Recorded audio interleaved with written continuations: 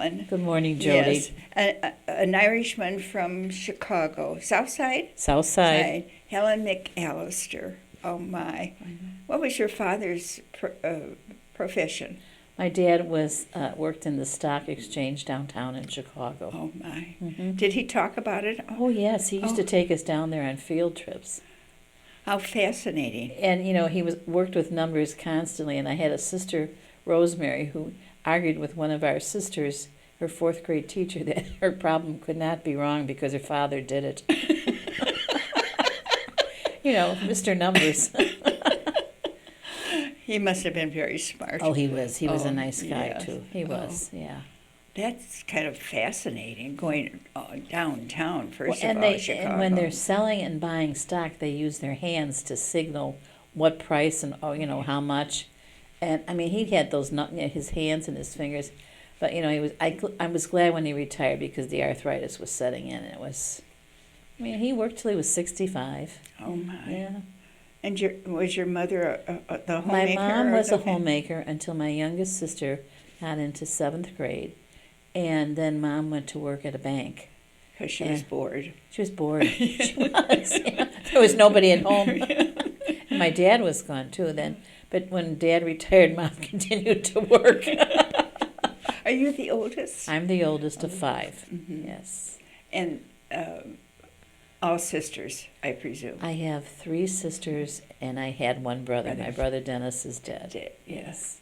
And were there others that followed you into the Adrian Dominican congregation? I had 2 sisters. My sister Judy, who's next to me in age, was an Adrian Dominican for 12 years. Oh, my. And my sister Rosemary left as a novice. So on my mom and dad's 25th wedding anniversary, Rosemary entered the convent. Oh, my. And I remember Sister Benedicta Marie said we should have a little something for the family in the priest's dining room. So we had a breakfast there. It was such a treat because your family, my mom and dad had given 3 women to the congregation. What was Judy's name? Judy was Sister Suzellen, and that was my grandmother was Ellen, and my sister was Susan. So she took Suzelle and combined that together. Do you recall where she might have ministered? Well, the last place she ministered was at Ann Arbor, St. Francis in Ann Arbor. And that's a connection to somebody very special to me. She worked with Jackie Phillips. Oh. And so when Judy was leaving Ann Arbor, she said to Jackie, my sister's a principal. Maybe she's looking for a teacher. So my sister called me, and Jackie came to interview. She was hired. And we've been friends ever since. Oh, right now, Jackie's on 3rd floor with her knee, getting her knee back in shape. So we visit every night. Oh, how Yes, isn't that wonderful? But that goes way back to Brighton days. Brighton, is that where you were principal? That's where I shouldn't say is that where you were principal because I lived there. So you lived there too, dear. That's where I met Jody. That was such a wonderful community that you created. It was a Brighton community. It was. And the church was kind of the center of what was going on at that time. I always thought of Brighton at the time as a bedroom community for Ford and Chrysler and the auto industry, right? And Ann Arbor was the hospital. So what was your secret in creating that community of parents and students and teachers? Well, I remember when I was in grammar school, the sisters made school wonderful. I loved going to school. And when I got there, I decided that was going to be my goal, is that the children were going to like school. And they did. Oh. But we had good teachers. We liked each other, and we were open to suggestions. We were open to criticism. If I did something they didn't like, I knew for certain I had to change it, or else we were going to discuss what we could do better. But I think we worked well as a community. We had a beautiful community in the house. You and Sue were in religious education. Marie Decker was a pastoral associate. And Sarah Sharkey lived with us, and so did Melba Biney. And the rest of us were in school. Plus, we had the dog. Remember Molly? I do remember Molly. I remember the train that went right behind. Right in the backyard. Yes. Jody, the first night I was there, it ran. That was my bedroom at the end of the hall there, and the train ran through the backyard, and it tooted its horn because there were no gates on Rickett Road, and I thought, oh my God, I'll never make it through this. And after about 2 days, sound asleep. Everyone that came, that was their big complaint. Helen, we have to leave. We can't take that train. We all made it. And there was a good supportive pastor Oh, at the yeah. time. Mike Murphy was our pastor. We had, I don't remember the associates. We had a few associates there at that time. It was probably the biggest parish in the Lansing diocese at that time. Wasn't Joyce Hibbert there? Joyce was there. That was Joyce's second time there. Joyce had been there when we had the old convent. But we all moved into the new convent, and it was built by Mr. Fisher, the last of the Fisher brothers, built the convent in memory of his wife, and it was beautiful. So where did you meet up with the Adrian Dominicans? I went to St. Carthage Grammar School in Chicago. The first nun that I remember my teachers, but Sister James Christine was my third grade teacher. I loved her. James Christine. Chris Hoffman. Oh my. And she was tall, and she was just like one of us. And we were, it was a very small school, packed to the gills. But at lunchtime, we didn't have any place to go, so they blocked off 73rd Street and 74th Street. And she used to walk us up and down. And I got to hold her hand one time when she was walking. My mother had to call and tell her, could you tell her it was okay to wash her hand? I didn't want to wash my hand because I thought, oh, Sister James Christine held my hand. And then I had Sister Patricia in 8th grade. Oh, Patricia Maher. And she taught us as the 8th grade class. And there were 60 kids in that 8th grade class. I mean, you couldn't do it today. But nobody moved. And if we stepped out of line, we knew why we were being punished, because she taught us, consequences, and, this is what happens when you step out of line. She wasn't mean. She was she was so fair and so just that those two, that was something I wanted to do if I was going to be a teacher. And I knew probably in 8th grade that's what I wanted to do, to be a teacher. And then I went to Aquinas High School and had wonderful teaching there. And from there I entered the community on June 26, 1957. Who was your sponsor? Sister John Bernard, Adrian Higgins. Oh my heavens. I know it. I know. She's a popular name here. I know it. She had a lot of postulants, let me tell you. You must have been close to Sheila Delaney in I think school. Sheila was about 2 or 3 years ahead of me. Because 2 she years. just mentioned her. I know it. Her I too. know. Yes. Well, an educator, God bless you. The world should just bow at what you have done, Helen, for, I bet, 50 years. Yeah. Yes. And from there, from the congregation I was in the Detroit area. Mm-hmm. And then I went to Brighton. And after Brighton, I was kind of burnt out, really. So I had a sabbatical where I went to Berkeley, California. Came back to the academy and was principal there for 2 years.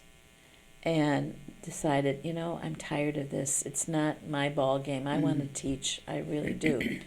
And I didn't mind administration, but I still missed the kids. And I made sure that when I was principal, I got into a classroom and taught a class.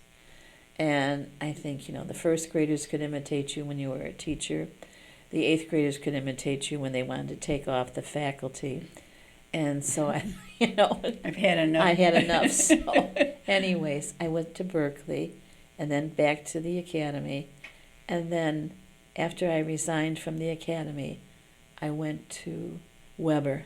Oh. And I thought, this is my first time in Adrian, really, with the academy and Weber. And I had wonderful 4 years there. Mary Sue Kennedy was wonderful. I was back with Jackie Phillips because Jackie was in there. So Mary Sue was the director. Mary Sue at that time was the director of Weber, and it was just a wonderful time. We had such a good time. And for a variety of things happening. That right, was- and it was another situation where there was a community, you know, and I think I learned what community was, you know, really, and Well, you would be outstanding in hospitality too, Helen, let's Oh. face it.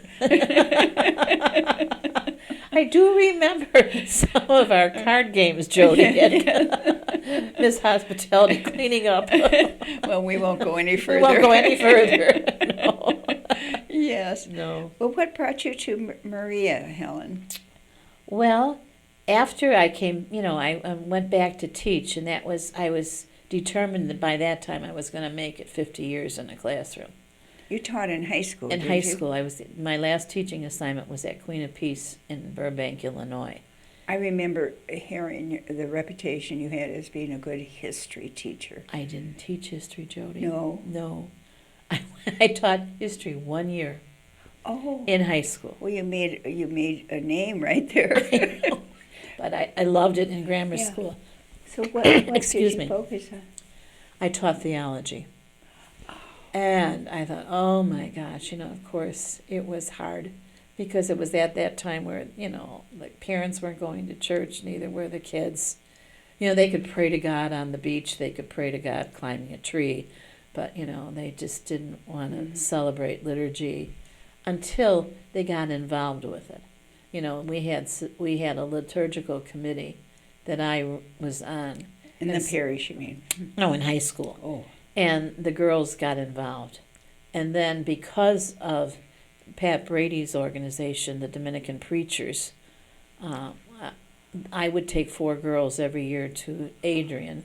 Well, first of all, we were in Chicago, and then we came back here to Adrian. And the girls preached, and it was wonderful. And I mean, most of the clerics that came allowed the girls to preach. I remember when Father Marty Donovan said, listen, if I ever got sick, I'd call one of you. Oh. And we had Bishop Gustavo, who was down in San Antonio, Texas now, I think. But he sat there on the stage. He sat on the bottom rim of the stage. And when the girls were finished, he stood up and clapped for them. He was just delightful. But I mean, you know, gave the girls the opportunity that they were part of the, you know, they were empowered to be part of this church. This was at Regina? No, at Queen of Peace. Queen of Peace. Mhm. Well, what? And I, when I was there, I was the last sister that they had in the I school. see. But Was it by- a Dominican school? Cincinnati Dominican. Oh, okay. And by the time I was 50, I got sick one weekend. And we had a lady down the hall who was a physician assistant. And I called her, and she came in and she said, Sister, I don't think you feel well. I said, I don't. Well, the next morning I got up to go to school to get ready. Thank God I got up early. And I remember getting into the shower, and I got out of the shower and started to my bedroom, and I fell on the floor. I passed out. So I called Peter and Ellen Murphy, and they came over to get me. Peter Anthony? Peter Anthony and Ellen Murphy were at that time were close to us. And they lived in Marionette Park, and I lived in Oak Lawn. And Ellen drove me to the doctor's, and once I got to the doctor, she put me into the hospital. Found out that I was a diabetic. Oh, And so poor soul. I thought, it was in March of that year, and I didn't go back to school. I never went back to school. I just had to retire right then and there. So I thought, well, I can, once I got the diabetes under control, I was fine. And by that time, I lived in what we called the Karloff community. There were Adrians in the buildings. There were 2 buildings, but there was only one Adrian on my side. And then by a wonderful coincidence, Ellen Kennedy left Canada and came back to Oak Chicago. Lawn. And who was my neighbor but Ellen Kennedy? Oh. And Ellen was there. It was a beautiful community, and we had community among the sisters. There were an awful lot of sisters in that building, and I think the people that owned it were thrilled because we were quiet. We didn't make noise. We didn't, we went to bed at a relative early time. No hoopla. And no hoopla. So we enjoyed and we prayed together, and Annie Kelly was there. Annie's my neighbor down the hall, for me now. So it's just been a wonderful time. But Jody, I found out as I was there, I had the time to think that, people were starting to do things for me because it was getting harder. Ellen offered to do the wash. Oh. I could still do the wash, but it was hard. I mean, I dragged the clothes in the laundry bag, and had to lift them up on top of the other washing machine. And I thought, this is nuts. And I was lucky, and I was saved for a while because I lived on the 3rd floor, but we had an elevator in the building. So I could get up and down. I could still drive a car. But I thought, no, this is getting too hard. And somebody said, well, why don't you move? And I thought, why? Move. Right. Get a 1st floor. It wouldn't be so hard. And I thought, move. If I'm going to make a move, it's going to be to Adrian. And I remember I called Kathleen Klingen, who was my chapter prioress. And, she agreed. And so we left. I mean, it was hard. Let me tell you, closing up a house is hard to do. Yes. And so anyways, it was on the 26th of September, 2016, I came to Adrian. And I didn't come because they made me come, but I wanted to be here. And I knew it was time, and I thought, make a move. I'm not making a move. If I move, I'm going home. And, I came to Adrian, and I was there for about a year. And during my Jubilee, my 60th Jubilee, I got kind of sick because I was on a water pill. And very selfishly, I didn't want to have to keep going in and out to the washroom. So I decided I was going to do my own medications. Well, I threw them all off kilter. Oh. And so we got that back on track. And I live on 2 Maria South. And it's been a wonderful experience. It's taken me a whole year, but I have to truly say to people, I'm home. This is my home. This is where I live. And adjustment doesn't happen overnight, Oh, no. does it? No. And I thought it was going to be easy, Jody. Like when I first got here, this is wonderful. I wasn't. I wasn't Well, ready. not after having lived alone and No. running your own life. Exactly. Yeah. Yeah. And bottom line, we have institutional living. We Yes, do. yeah. But so much independence, wouldn't you agree? Oh, I agree. And It's- I mean, even though I'm back in physical therapy, and I'm thrilled to death to be back there because I feel like I'm making progress. To set goals. One of the goals was to lose weight, and I have. The other goal was to be able to walk, and I thought by Christmas, but no, it's not going to be Christmas. So I said, let's make it Easter because that's more realistic for me. And I'm getting better there. My legs are stronger, and I want to walk, so that's what I'm going to do. I'm going to get and to that. you're moving in that direction Oh, I am. beautifully. I am. I mean, somebody said to me the other day, you're so determined. And I said, well, you need that. Determination and faith. Well, you're Irish, Bullheaded.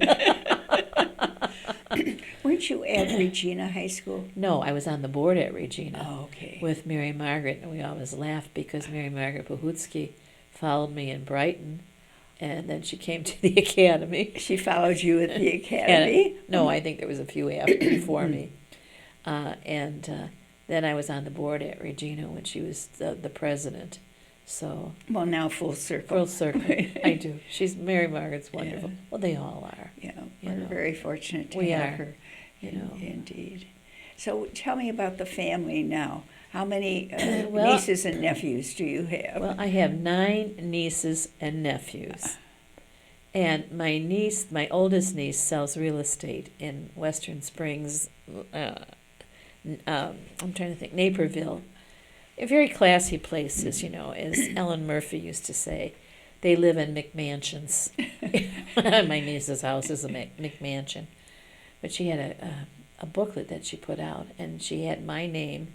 I said, they must think I'm a millionaire because she sends all her advertisements of how this house is for sale or this is for sale. And so Sheila's my oldest niece. And What was the pamphlet? You said she used American Homes, and they're selling. They have homes. She's in real estate. But she used your name? No, I'm one of her clients, Oh, Jody. of I'm course. one of her clients, and I can buy these McMansions right and left. My sister, her mother, thinks she's nuts, but we laugh. Oh. So, and then I have 24 grandnieces and nephews, and I love them dearly. Just absolutely love them dearly. I have a nephew who has 2 sets of twins, and they were here. They were 6 and 4 at the time, and we were downstairs eating, and we came back up, and they wanted to do their Legos, and they wanted me to see how they do Legos, the 2 older boys. We call them the boys and the babies, but Emerson is the little girl in the second set of twins, and she said, "We're not babies, Auntie Helen. We are the children." So, you just wonder how they grow up. Well, they were going down the hall, and Sawyer, one of my grandnephews, said, I said, "Now, shh, the sisters are sleeping." And he says, "Helen, are they sleeping or are they sick?" And I thought, well, I said, "Some don't feel well." He says, Oh. and so he comes over and pats me on the leg. He said, "Maybe they need a little bit of love." Oh, how But dear. then my niece brought her 3 up, and Keelan is 5, Jackie was 3, and Thomas was 1. And the nuns, the sisters love little kids. I mean, most of the sisters here are former teachers. They love children. Well, Jack is a lover, my little Jackie. But he just got into Clara Ann, and she had her hand was kind of bandaged, and he said, "Do you feel all right?" He's patting her leg very gently. And he says, "My mommy says to do this." So she reached out, and he just hugged her for all he was worth, And so Oh, I would love to have a picture I of know that. it, and he was hugging everybody in that solarium. So, and I think that is such a gift that children can walk into our home and feel welcomed. I have some friends that came up. I taught with them at Queen of Peace. and Oh, they I were- remember meeting them. They were Oh, they're Beautiful thrilled about group. this place. They want to retire themselves, leave their husbands home, but they're coming here to retire. And you still keep in touch with Brighton families, Oh, don't I you? still do. Yes, Yes. yeah. Brighton families. Oh. I've been I stayed in touch with the people, the kids, and the teachers that I worked with at Queen of Peace. Yeah, Oh, my. So it's a wonderful Now, see, connection. that proves what I said in the very beginning. You just have that gift, Helen. Well, How beautiful! How beautiful! I think it's something. I enjoy people, Mm-hmm. and my job was with people. Mhm. So. I think that. And you had a family filled with My that. mom Yeah. encouraged that. Mhm. Even my dad. Mm-hmm. I remember in Christmas time we always had a real tree, and we lived close to State Street in Chicago, but it was called the State Street Market. I would say it was probably similar to the Detroit Market, Mhm. but we went there to get our tree, and Dad would put us on the sled, and here we were holding this darn tree, crossing the street, but we would walk there. I remember one time the movie Come to the Stable was at the show, and my mother took 5 of us, and we all walked down. It was a school night, but they trusted that, that my mom would get us to the show and get us back, so it was. What about travel in your life? Oh, I have been blessed. I used to say I wanted to see everything, and I think I've been blessed. I went to Ireland 3 times. 3 times. 3 times. Not once. Not once, but 3 times. Some people never Yes, get there. McAllister. My youngest sister Sue has never been to Ireland, but my sister Judy and Rosemary have. And then I said, once you see some of the United States, you don't have to go to Europe. We have beautiful places here. And I was blessed one summer to be on a houseboat with yours truly, and we had a wonderful time. Oh, we didn't know where we were going, but we had a good time. And 6 others. 6 others on a houseboat. Oh. That was in Kentucky or Tennessee. Yeah, no, it was Cumberland Cumberland, Lake. yeah, Cumberland Lake, which I Yeah. think was Yeah. Kentucky. I'm not Yes. sure. Yeah, Yes. but we had a good time. Didn't Yes. Yes, Yeah. indeed. Yeah. Yes. Well, through the years, when you think back at all the people who have crossed your path, who stands out as someone, living or deceased, that inspired you along the way? Well, I think my two teachers in school, and I think I looked for community, but we had community in Brighton, so all you people inspired me. I remember Susie when Sarah was teaching, Sarah Sharkey, and the 5th grade teacher wasn't available. So Sue called and I said, I'll come over and help. And next week, the same lady was not available. I said, forget it, I'll take the kids. And it was such a treat to see those parents who saw us, because most of the school people taught for Sue, and in programs and things, and it was a neat experience to see how the school kids and the public school kids got along, and their parents got along. They saw us as people that were concerned for all the children in that parish. And remember Denise Pfeffer. Oh, Denise was my art teacher. What a thrill. And Just Larry Stin. Oh, wow. Wonderful people. Just wonderful. I think they live in Kentucky now. Someplace like that. Someplace like that. Well, we had a blessed community. So I've heard you say this before, but it was your Camelot. It was my Camelot. Never had another place like it. If there's one thing you could change in your life, what would it be? To eat correctly. Yeah, but you're doing that. I am You have doing the it. discipline. I wish I would have been more disciplined. Yeah. I really do. But I think I was. Yeah. But, I think, I don't know if I'd want to go back and go through that again. I think I'm blessed to know what I know now. Just all learning, all part of the process, right? Yes. Well, for your beautiful family and the gifts you have given to so many people who have been fortunate to cross your path. Thank you, Jen. Thank you, Helen. God Thank bless you.